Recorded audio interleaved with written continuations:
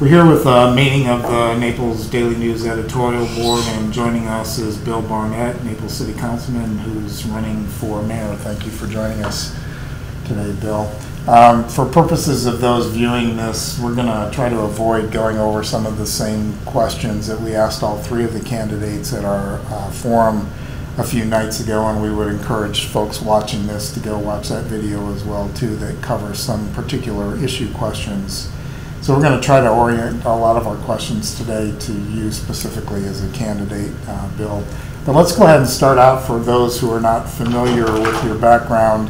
And can you talk about how long you've been in Naples and what your career has been here? Sure. And thank you for doing this today.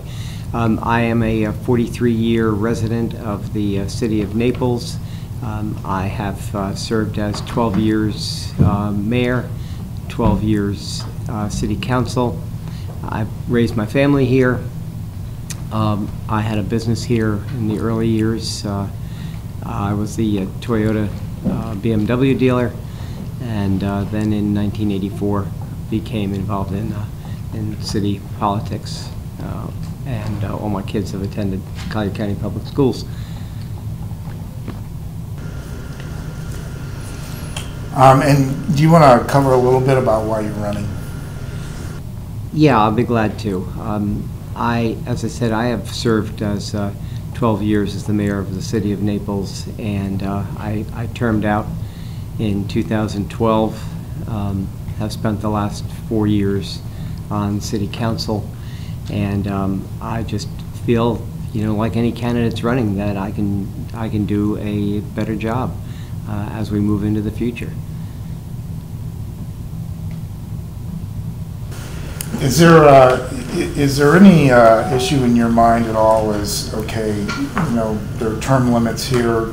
Do you see this run for mayor in any way as bypassing the term limits to try to get another stint in as mayor? Absolutely not. Term limits have always been a part of my political career. You accept them as they are, and you deal with them. This in no way had anything to do with the fact that I termed out in 2012 as mayor. That was the way it was, and they were changed once during my mayoral term in 2008. They had changed in 2006, actually, referendum. The voters decided that a mayor should be able to serve the same amount of terms as a city council person. So I was 2 consecutive 4s, so that's what they did. So that gave me that 8 consecutive. At what point in your current term on city council did you look at how things were going and say, the city needs me back in the mayor's chair? Well, it's always in the back of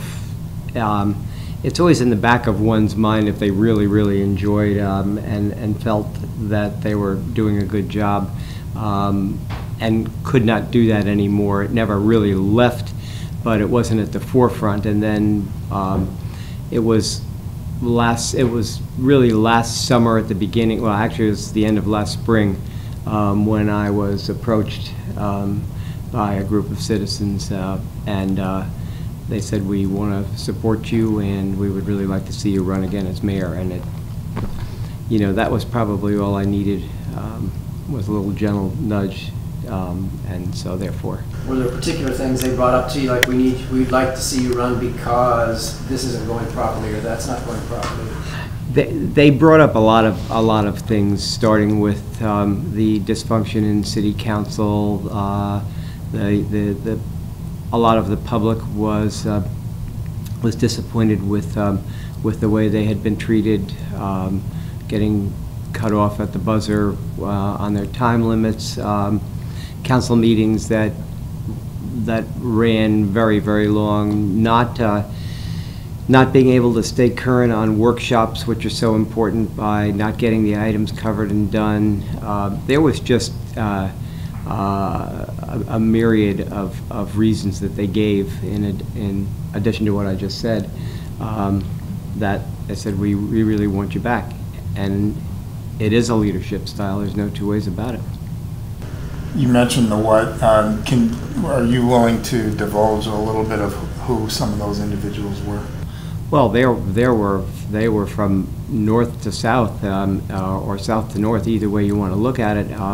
If you know, anybody that's going to be watching this certainly can go to my website and look at our supporter list, which is many. But primarily Dolph von Arx and John Allen had come to me initially, and my response to them was, I want to see who else is supporting me. You say you have a support group, show me who those people are. And they provided me with a list of people, some from Gulf Shore Boulevard, some from Park Shore, and as I say, the list is very, very extensive. And when they came back to me, probably 2 months later, I said, you know, you're going to have to do more than just tell me we have people that are going to support you. I said, you're going to have to show me who they are, and they did. And a lot of these people had signed emails and letters of support saying, yes, we will support Bill Barnett. So how do we know at this point that those individuals won't have a special ear if you're elected mayor versus everybody else? Never, ever happened in my entire political career that I've been beholden to anyone. The people that support me because they know what I represent. They support me because they know who I am. Track record is certainly visible. That's never been a question. It certainly has been said before. Each election, actually, for, you know, ever since council, if someone is supporting you and they're writing checks and you see it, you know, it comes down to a group or somebody from Park Shore or Port Royal or whatever, say, well, are you going to be beholden to these people? Are you going to, if they want a special request? That is never going to happen. You've emphasized a lot of your listening ability, but it's also been said that it doesn't matter if you listen if you don't get anything done. Do you want to respond? Sure. I think that is just a statement that has not been thought out, because you can't take any action and you can't get anything done if you don't listen. I have made it, you know, I learned in the early years that it is a great policy to adopt. It doesn't have anything to do with getting things done. You build the respect of your fellow council members. I'm talking about being mayor now. You build a respect of your fellow council members, and that goes a long way. As you know, I have 3 of them that are supporting me now. And so it is about respect. It's about integrity. It's about knowing, and you certainly get things done. Except you get things done as a we, not as an I. At the forum the other night, you stressed the necessity to have a full-time mayor, and you made a point to say you have a house in Naples and that's it, you're always in Naples. But in your previous service to the city, you did have a house somewhere else, and you spent quite a bit of time there. What's changed now to make it so important to be here all the time now when it wasn't necessary to be there all the time? You know, that is a fair question. We had a family home, and there was never a secret about it. I wrote an abundance of articles in Life in Naples about our trips up north when we went on vacation in the summer when council broke. Nobody is saying that you should not take a vacation. We don't own that summer home anymore. And as far as the length of time that was spent, it was certainly during the time that council was on break. I never missed any council meetings. I was in touch every day, as so many of us are when we're traveling, except they always knew where to get me. And so that was never an issue. And that was actually for as long as I've been in office. Okay, and I'm talking about since 1984, because we had the place in 1975, long before I was ever on city council. It was never an issue, ever. So why is it an issue now? Why couldn't you just continue with that pattern now? And why bring it up? Why make such a point to stress it now? Well, the point about stressing it now is the fact, I think it's more of the point of the second job, more than the fact of, and every one of you and us is certainly entitled to to have a summer vacation and go where you want to go. The facts that I stated are the city of Naples needs a mayor that is full-time, and that is more more referencing the fact of the job. Okay, the job, I believe, is a full-time job. You were planning on, I mean, you were supporting John Sorey's efforts, and then at the same time were these citizens, these gentlemen approaching you to run, so this was happening? I'm trying to understand the timeline here, because... Well, the timeline was pretty much before, it was right before we were going on summer break, and it was late spring when I was approached. And that's why it took from then till September before I announced. So that was the timeline.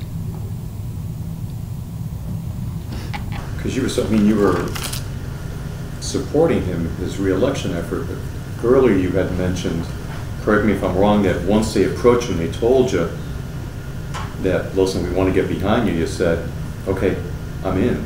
Well, I didn't quite say it like that. Well, not quite, but that's what I'm trying to get a handle here where Okay, so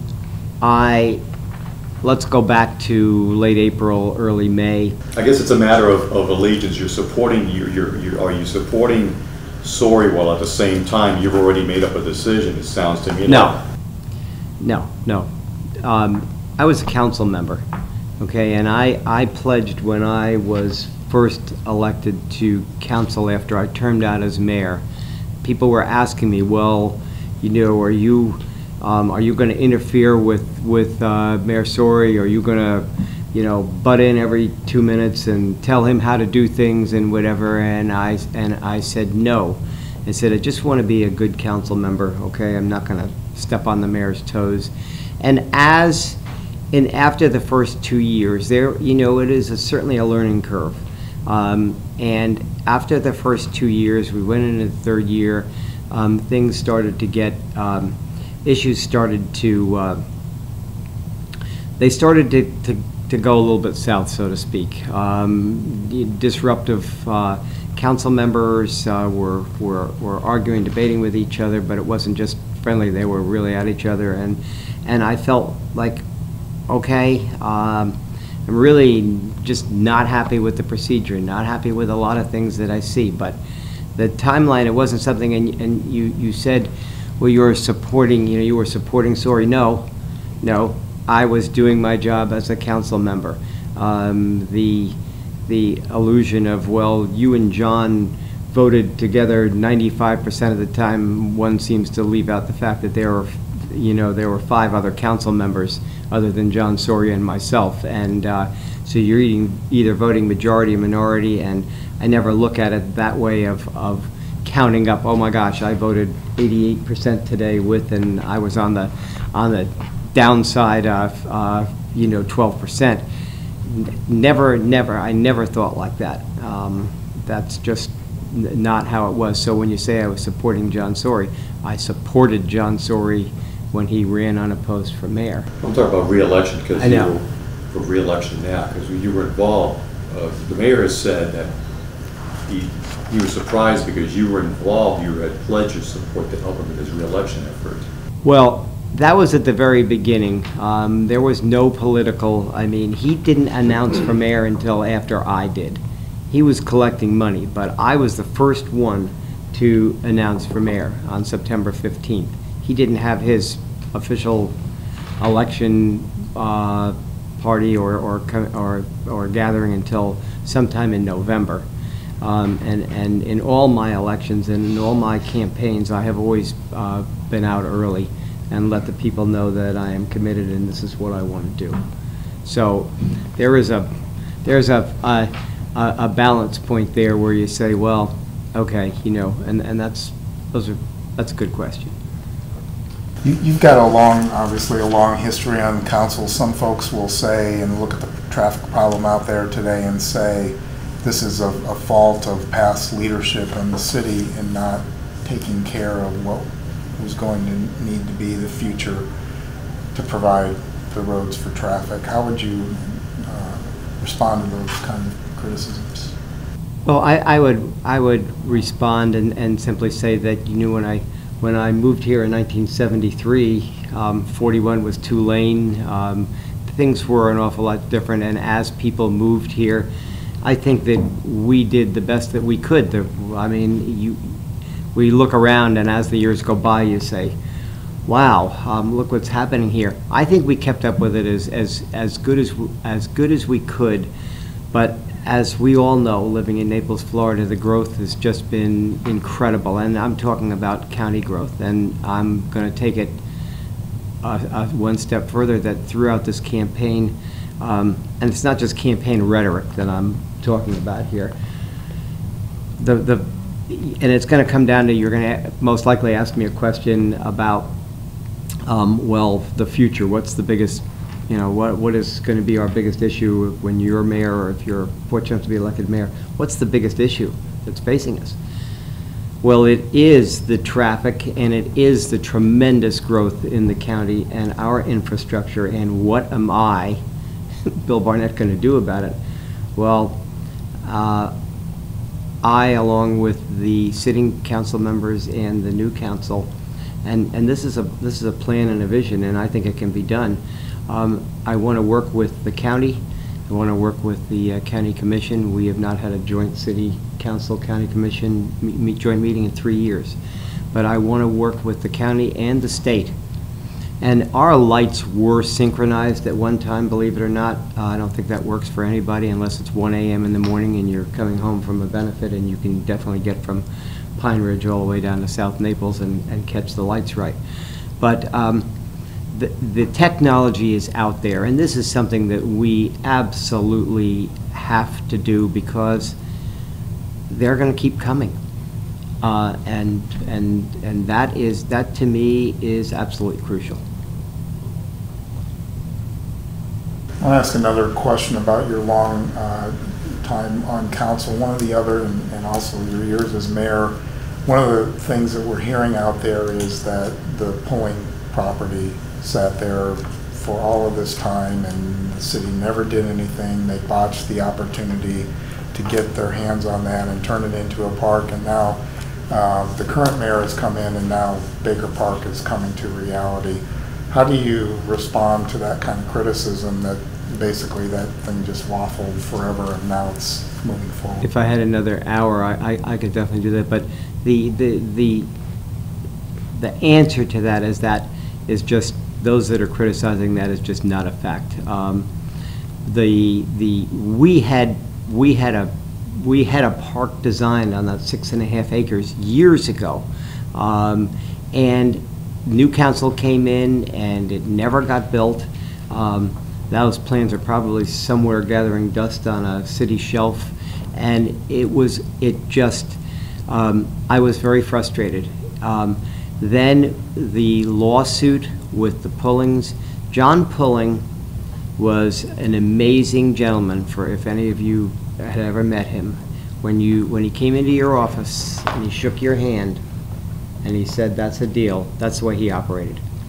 Unfortunately, when he passed away, the city got hit with a lawsuit, no fault of any sitting council members or the mayor, and I'm not ducking. I'll stand up there and take the heat if it's warranted. And it was because someone in our utilities department, we used a building that we shouldn't have, that was on the Riverside property. Mr. Pulling Jr., Alex Pulling, said you were not allowed to do this, and filed a lawsuit, and it just kept going. It got settled, and then as Baker Park was a blessing, okay, but it wasn't. We were moving along. We would have had a park. We could have had a park probably in the late 80s or early 90s had there not been a change of council. And granted, it wouldn't be Baker Park, but it was 6.5 acres that we had. And the other thing with the Pulling property was that John Pulling Sr. wanted two things. He wanted a marina. He wanted boats, and he wanted a marina. And he also wanted an easement for a second Gordon River Bridge. Our Community Services Advisory Board went out, council sent this proposal to them, and they went out and they came back to us and made a recommendation to council saying this juice is just not worth the squeeze. The price is just going to be too much because, and so council looked at it and said, okay, you're right, we're going to take our Community Services Advisory Board recommendations and we're not going to do that. So there's more. There's just reams and reams and reams of paper and information out there if anybody really wants to see what happened. It's above board. One of the issues that comes up is, I'd like to get your idea, your thoughts on it. How do you balance the need to preserve the historic preservation of the city where that's a big concern? Well, you know, if we talk about historic preservation, the Historical Society has just come out with, and I think they're waiting till after the election, of a way to do some further preservation of it by offering, if you don't tear the home down, we will let you, with the help of the city, and it's really a pretty reasonable plan, I'll tell you. We will let you do a little more than you normally could, the 50% rule, and you can't, you can't go outside that envelope, and so therefore what happens is homes get torn down. But I'm all in favor of that. I mean, anything we can do or anything that the citizens want to do, and I think our Naples Historical Society is really a good organization, and they work hard at it. How do you feel about the notion of fundraising, private fundraising, to build amenities that perhaps otherwise would fall to the taxpayers? Is that a good idea for the government to take on? Well, we're talking about private fundraising, and we're talking about Naples, Florida, and every one of you knows that we are probably, if not the most, we are one of the most generous communities anywhere. And if someone wants to come forward, and this isn't something that, that is brand new, although it's certainly taken a life of its own, even debated it or talked about it during council. If you as a benefactor see a project that the city's doing, even, let's take it down to the minimum. Walk down the pier, walk to some of the parks, and look at the benches that are out there, whether they're in memoriam, whether they've been donated. These were all private donations. They said, look, how much does a bench cost for the city? Well, our cost is whatever it is, $300. And they write a check out. And so it's not something that's all of a sudden brand new. There have been benefactors, small parks. I believe I can think about the Merrihew Park, which people probably don't even know, but it's just a little pocket park off of Fifth Avenue South. But someone came forward and said, look, will the city let us donate and let us pay for this park? Okay, so it's not a new item, and I don't see anything wrong with it. If you have deep pockets and you love our city and you want to say, hey, you're doing this, I want to help out, go for it. I don't see anything wrong with it. We're not soliciting, okay? I mean, I'm not going to you and say, okay, Alan, we're building this project and we really want your help for it. I'm not going out. I would not go out and solicit you. You would have to approach me.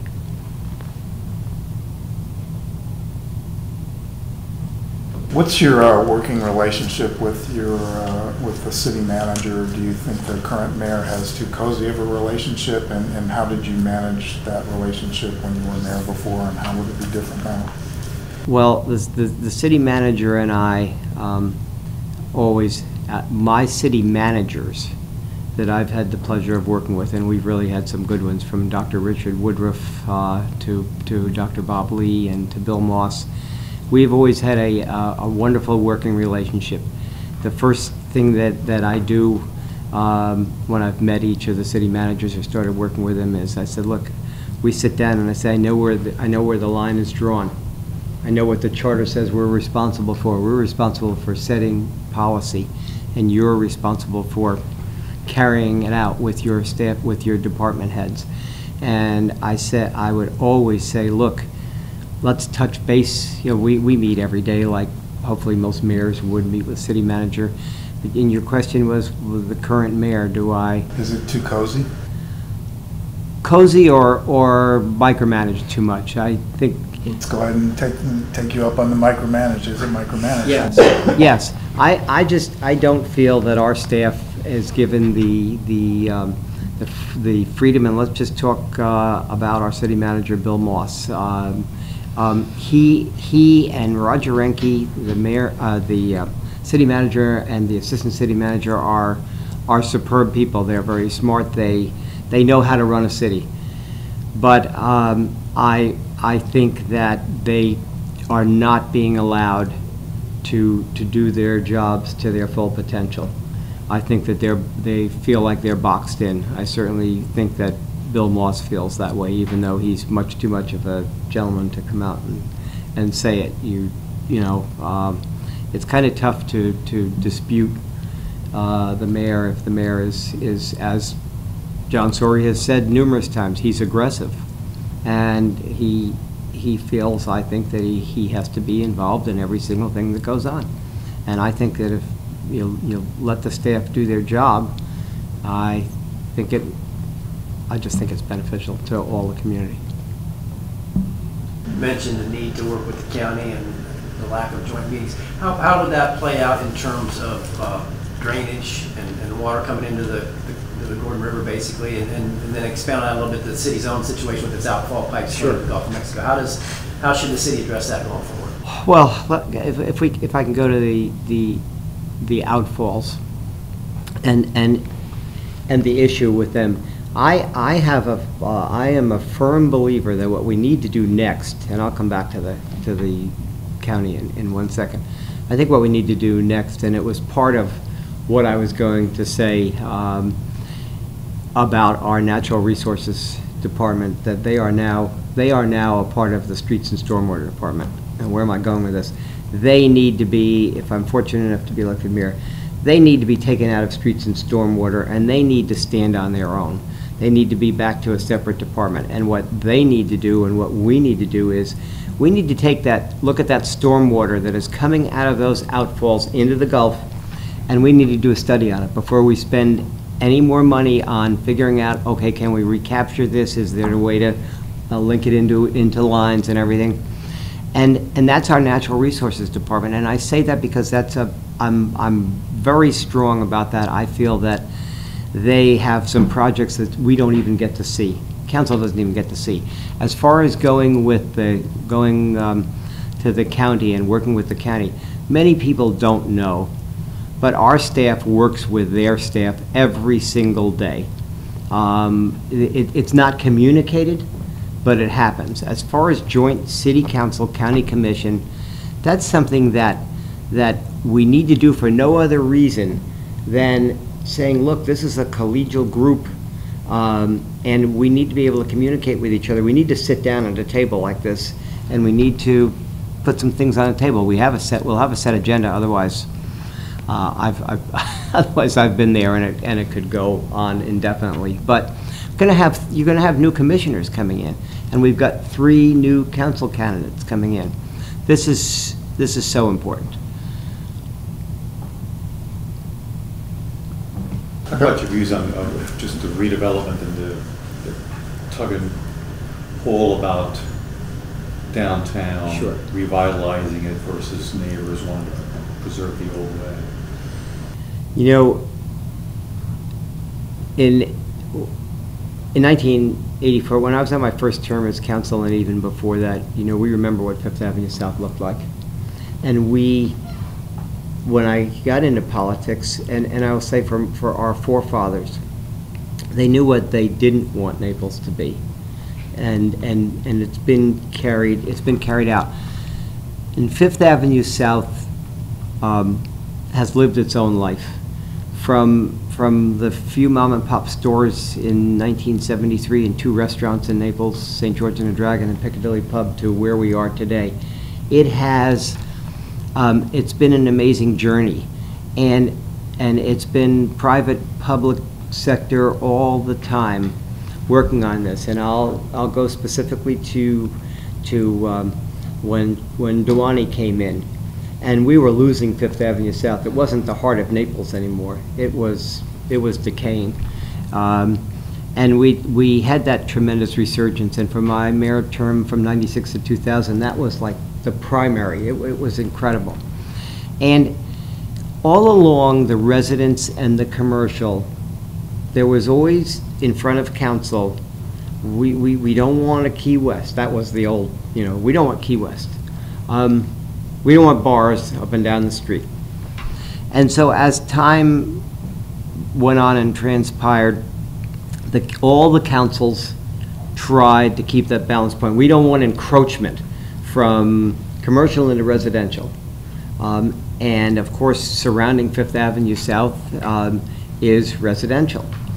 And so in the last few years, well, the last 6 years, or even a little before that, when the late Jack Antaramian had an idea of, this is the right after the recession, and during the recession, he had the idea of the first residential, commercial residential, mixed residential use. And he did one of them on Fifth Avenue South, and it was a tough sell. We didn't know whether it would work. We knew that if someone bought one of these, or if people wanted to live here, what a great balance. You have commercial on the bottom, you have residential on the top, you're in walking distance, you can do whatever. Well, it caught on. And so now, I'm going to get right to where you were going with this. So now, what do we have? We have lots of mixed use commercial residential on Fifth Avenue South. And I ask people, when I've talked at some of these debates, I've asked the citizens, if this isn't what you want, what do you want? Because I think it's a great balance. We're not losing Fifth Avenue South, and we're certainly not losing restaurants on Fifth Avenue South. We still have a parking issue every season around Fifth Avenue South and 3rd Street South, et cetera, except they have a big lot, but they feel it also. So and the point of the question for the residents that live around, and we're talking about Old Naples and Aquilon Shores, and we could be talking about Port Royal for that matter, anybody that uses it. I think that there has been a fear factor that of course, because it's an election and it's a campaign, that always manages to work its way, and I can go back to many years ago when it was, if you build these buildings, and my friend Joe Hearns would carry these big cardboard buildings into each campaign, and I would actually help him carry these in, and we'd set them up, and he said, "You'll never see the sun in Naples, never." But the people, the voters in Naples, Florida are smart, okay, and they understand. And I am just saying, sitting here, that Fifth Avenue South is healthy, it's vibrant. You don't want to micromanage too much. Sometimes council gets a life of its own and decides, oh my gosh, well, this is not good. Go down there at night, we all do that, and we better have restaurant reservations when we do it, but we do. And so it's not broken, but we also will have to keep that balance point, as we have for many years. Half an hour goes fast, at least on our side of the table. Is there anything that you want to add in closing here, Bill, that you haven't had a chance to cover? Well, I think that I certainly appreciate this. I feel that, of course, I am the best qualified candidate. I think because of my track record, I think of what I offer the citizens of this community. I think that this campaign has certainly taken a dramatic change in the last couple of weeks. It was disappointing to me, but I am certainly the elder statesman now, and I just want to move forward. I feel that that the people in this community, our voters, our citizens, know me. They know what I stand for. They know what I can bring to the table, and that is consensus and leadership by listening.